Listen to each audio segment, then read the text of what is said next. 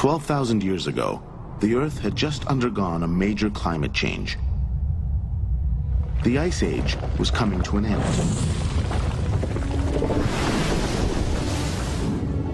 Temperatures were warming very quickly. In a few dozen centuries, 2/3 of the ice cap melted away. The oceans rose 120 meters, shaping the continents. A less harsh, more stable climate settled in. Plants and animals multiplied. For Homo sapiens, the hunter-gatherer, life had never been so easy.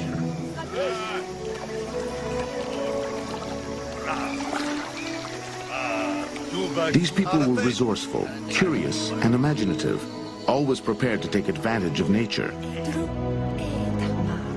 They were as intelligent as we are.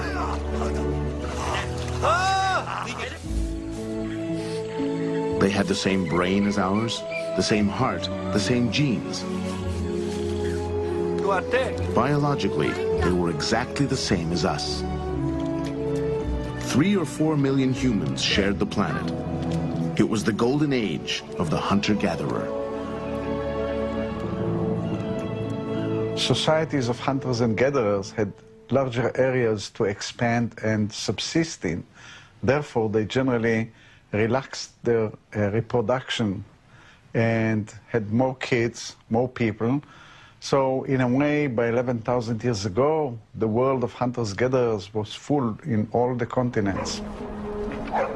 The first signs of a new era appeared.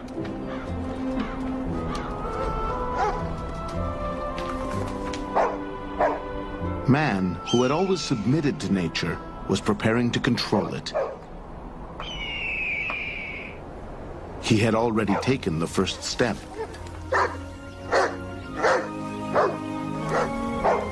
He had domesticated the wolf, a wild animal, making it the dog, a faithful companion.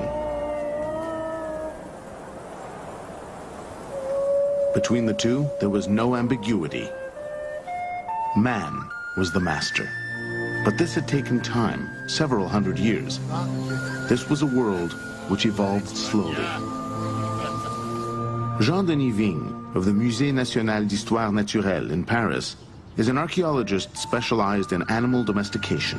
Il est possible que se soit instauré progressivement une espèce d'entraide entre les loups et les hommes qui avaient à peu près les mêmes gibiers, des stratégies de chasse très évoluées, des hiérarchies sociales qui pouvaient, à la limite d'une certaine manière, réagir en complémentarité.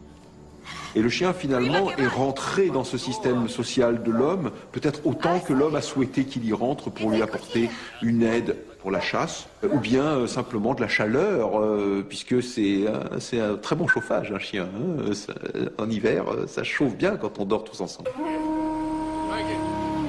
The mythical image of the nomad is that of the noble savage who travels and discovers unknown territories. Actually, Homo sapiens traveled by necessity. It was a question of survival. He stayed longer in places where the food supply was good. Ce nomadisme a été en fait très diversifié. Quelquefois, c'était un vrai nomadisme avec des arrêts tous les 3 jours. Et d'autres fois, c'était des arrêts vraiment saisonniers avec déjà une espèce de petite implantation. Homo sapiens looked for the best places to live. The richer the territory, the less he had to travel.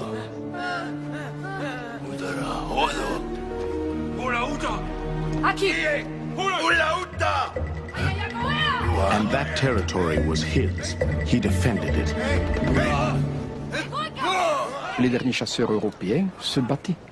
Et probablement qu'ils se battaient parce qu'ils présentaient eux-mêmes des tendances vers la sédentarité. Autrement dit, ils voulaient s'installer dans certains endroits où ils pouvaient chasser, pêcher en toute tranquillité, cueillir des plantes. Donc, on s'est battu pour avoir les endroits les plus intéressants.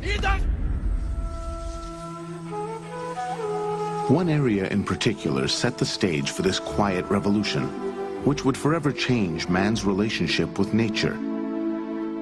The Fertile Crescent in the Near East, a strip of land blessed by the gods.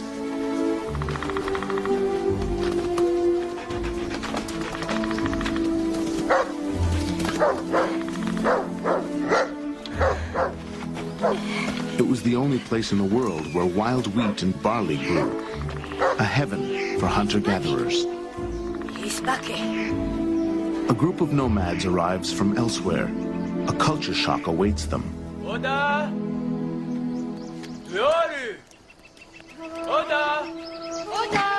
They have come across a hamlet of round huts with stone walls.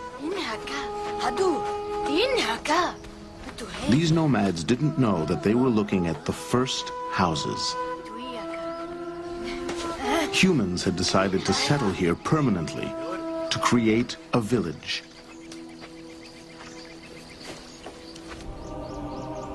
They had turned their backs on the nomadic ways in favor of a sedentary lifestyle. This was remarkable. To succeed, the first sedentary peoples had to maximize their territory's riches. They had to be extremely effective hunter-gatherers.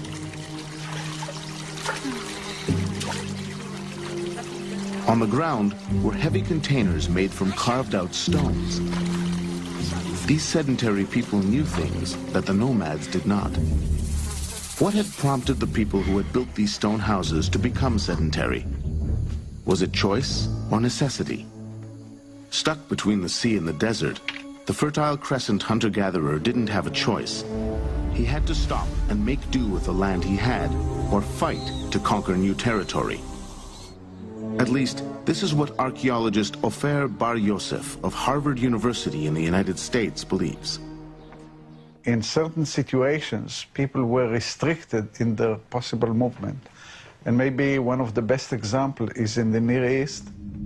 We have the Mediterranean Sea on one side and the Syro-Arabian desert on the other side. So the living places were much narrower than in other places. You had to settle down and take care of your environment. For other experts, geography and climate were not the only imperatives that forced humans to settle in one place. Archaeologist Jean Guillain, a professor at the Collège de France, specializes in the Neolithic. Mon sentiment personnel, c'est que les changements climatiques accompagnent. Mais dans ce cas particulier, je pense que c'est l'homme, c'est sa volonté, son désir de changer qui ont été à la base de la néolithisation. Autrement dit, pour moi, la néolithisation, c'est essentiellement un changement culturel, un changement d'optique. C'est la maturité intellectuelle de l'homme qui fait qu'à un moment de son évolution, Sapiens a décidé de changer de vie. Historians long believed that it was agriculture that had caused nomads to adopt a sedentary life. Untrue. 12,000 years ago, agriculture did not exist. The first villages were hunter-gatherer villages, but these were highly evolved hunter-gatherers. In the stone huts, the nomads from afar discovered a veritable pantry: seeds, flour, legumes. The Fertile Crescent people were incredible gatherers. Their main source of food was plants. They were fond of pistachios, almonds, lentils, chickpeas, and berries. They could grind wild barley and wheat into flour.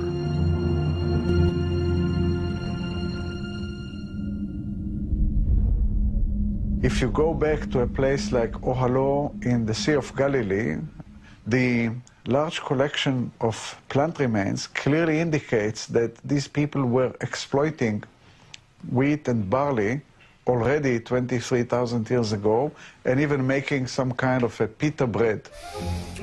Bread wasn't invented by cultivators.